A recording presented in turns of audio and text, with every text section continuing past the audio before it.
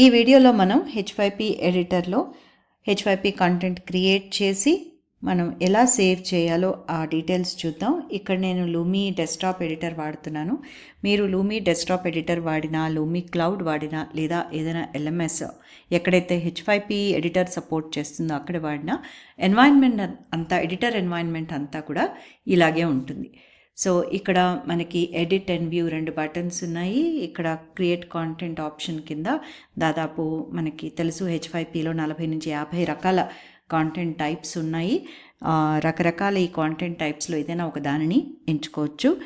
అయితే మీరు ఇక్కడ గమనించినట్టయితే ప్రతి కాంటెంట్ టైప్కి పక్కన డీటెయిల్స్ అని ఒక బటన్ ఇచ్చారు.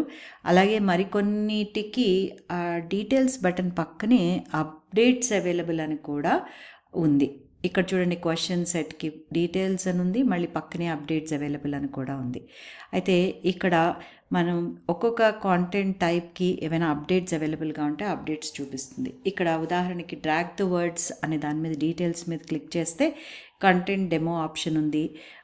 దీనికి సంబంధించిన స్క్రీన్ షాట్స్ ఉన్నాయి. అలాగే licence details, use option. Use అంటే అది మనకి ఎడిటర్లో ఈ డ్రాగ్ ద వర్డ్స్ని క్రియేట్ చేయడానికి editor options, editing options open అవుతాయి. అదే ఈ క్వశ్చన్ సెట్కి అప్డేట్స్ అవైలబుల్ అనే బటన్ కూడా ఉంది.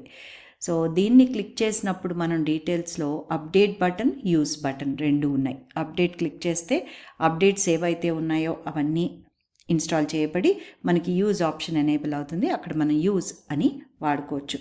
ఇక్కడ ప్రతి కాంటెంట్ టైప్కి కూడా కంటెంట్ డెమో ఆప్షన్ ఉంటుంది. స్క్రీన్ షాట్స్ ఉంటాయి.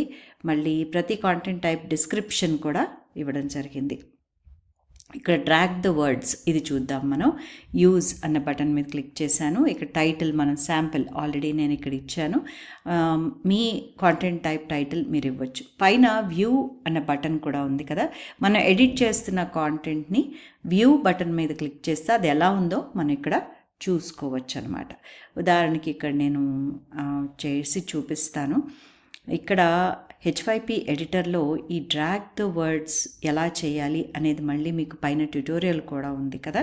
అయితే ఇక్కడ బిహేవియరల్ సెట్టింగ్స్ అన్న ఒక బటన్ ఉంది.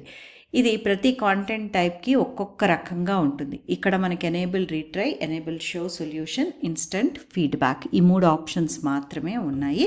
అవి ఎలా పనిచేస్తాయో కూడా ఉదాహరణకి నేను ఇక్కడ చూపిస్తాను. వ్యూలోకి వెళ్ళి ఇక్కడ మనం ఈ డ్రాగ్ ద వర్డ్స్ యాక్టివిటీ చేసాం అనుకోండి, చెక్ అంటే మనకి 2 బటన్స్ వచ్చాయి. షో సొల్యూషన్, రీట్రై 2 ఆప్షన్స్ ఉన్నాయి. ఫీడ్బ్యాక్ ఏం రాలేదు, ఎందుకంటే మనం బిహేవియరల్ సెట్టింగ్స్లో ఇన్స్టంట్ ఫీడ్బ్యాక్ ఎనేబుల్ చేసలేదు. ఇప్పుడు ఈ షో సొల్యూషన్ కూడా డిజేబుల్ చేసేసి చూశాను అనుకోండి, ఇప్పుడు ఈ యాక్టివిటీ చేసి చెక్ అన్నప్పుడు చూసారా, రీట్రై బటన్ ఒకటే వచ్చింది, షో సొల్యూషన్ రాలేదు.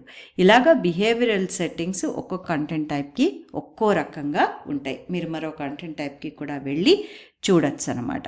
సరే, ఈ డ్రాగ్ ద వర్డ్స్ ఇక్కడ మనం ఇది చేసాము, బిహేవియరల్ సెట్టింగ్స్ చూసాము. అయితే దీన్ని మనం సేవ్ చేసుకోవచ్చు, ఎక్స్పోర్ట్ కూడా చేసుకోవచ్చు. ఫైల్, సేవ్ అన్న ఆప్షన్ మీద క్లిక్ చేస్తే .h5p ఫైల్ సేవ్ అవుతుంది. అది మీరు ఎక్కడైనా తిరిగి మళ్ళీ H5P ఎడిటర్లో వాడుకోవడానికి ఉపయోగపడుతుంది.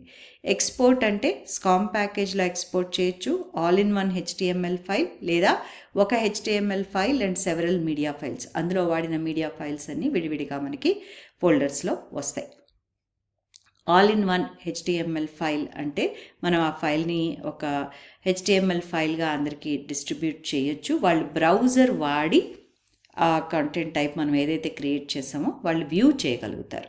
సేవ్ అంటే మాత్రం అది .h5p ఫైల్గా సేవ్ అవుతుంది. ఉదాహరణకి ఇక్కడ export all in one HTML file అన్నాను.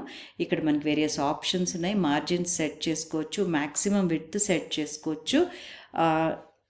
ఎక్స్పోర్ట్ అని కొడితే ఇక్కడ ఫైల్ నేమ్ ఏమని ఇవ్వమంటారు, అలాగే ఎక్కడికి ఎక్స్పోర్ట్ చేయాలి, ఏ ప్లేస్లోకి అని కూడా అడుగుతుంది.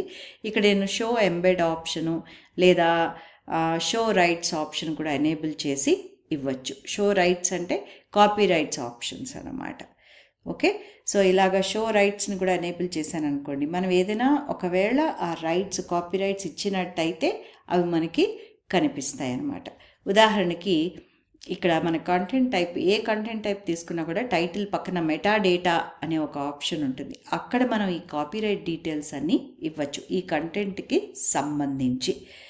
ఇక్కడ చూడండి టైటిల్ ఉంది, శాంపిల్ ఉంది అని ఇచ్చాను, లైసెన్స్ అన్డిస్క్లోజ్డ్ అని ఉంది. నేను అక్కడ ఒకవేళ తిరిగి వాడుతున్నట్టయితే సోర్స్ ఇవ్వచ్చు, ఆథర్ ఎవరు, ఎడిటర్ ఎవరు, ఆ నేమ్స్ అన్నీ కూడా ఇచ్చి సేవ్ మెటా డేటా అని క్లిక్ చేయొచ్చు. ఉదాహరణకి ఇక్కడ లైసెన్స్ CC BY తీసుకున్నాను నేను, ఆథర్స్ నేమ్ నా పేరు రాసి ఇక్కడ ఆథర్ అని సేవ్ ఆథర్ అంటాను, సేవ్ మెటా డేటా అన్నాను. ఇక్కడ ఇప్పుడు export it as all in one HTML file అని చెప్పి షో రైట్స్ ఎనేబుల్ చేసి ఎక్స్పోర్ట్ చేస్తున్నాను. సేవ్ యాజ్ sample.html అది ఎక్కడ నా డౌన్లోడ్స్ ఫోల్డర్లోకి సేవ్ చేస్తున్నాను. సేవ్ చేసి ఆ ఫైల్ని ఓపెన్ చేసి చూద్దాం. ఎనీ బ్రౌజర్లో HTML ఫైల్ ఎనీ బ్రౌజర్లో ఓపెన్ అవుతుంది కదా. సో ఇప్పుడు ఎక్స్పోర్ట్ చేశాను ఈ ఫైల్ని నేను. దాన్ని ఒక బ్రౌజర్లో ఓపెన్ చేసి చూద్దాం. బై డిఫాల్ట్ క్రోమ్ ఉంటుంది కదా అందరి దగ్గర, దాంతోనే ఓపెన్ అవుతుంది. ఇక్కడ ఓపెన్ అయింది చూసారా. ఇక్కడ చెక్ బటన్ ఉంది, షో సొల్యూషన్ మనం ఎనేబుల్ చేయలేదు. ఇక్కడ కాపీరైట్ డీటెయిల్స్ క్లియర్గా, క్లయింట్ కాపీరైట్ ఇన్ఫర్మేషన్ క్లియర్గా ఇవ్వడం జరిగింది. సో ఈ HTML ఫైల్ని మీరు డిస్ట్రిబ్యూట్ చేసుకోవచ్చు. అలాగే ఈ H5P కాంటెంట్ టైప్ని మనం తిరిగి మళ్ళీ వాడుకోవాలి అని అంటే ఇలా ఆల్ ఇన్ వన్ HTML ఫైల్లా ఎక్స్పోర్ట్ చేసేస్తే తిరిగి ఓపెన్ చేయలేం.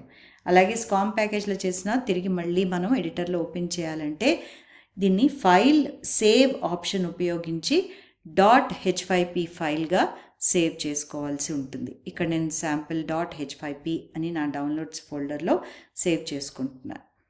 సో ఈ ఫైల్ని తిరిగి మళ్ళీ మనం ఏదైనా H5P ఎడిటర్లో ఓపెన్ చేయొచ్చు. అది మీ LMSలో అవ్వచ్చు, లేదా డెస్క్టాప్ ఎడిటర్ అవ్వచ్చు, లేదా లూమీ క్లౌడ్లోనైనా దీన్ని మనం అప్లోడ్ చేసుకుని తిరిగి మళ్ళీ మనం ఎడిట్ చేసుకోవడానికి వీలవుతుంది. .h5p ఫైల్ అని మనం సేవ్ చేసుకున్నప్పుడు.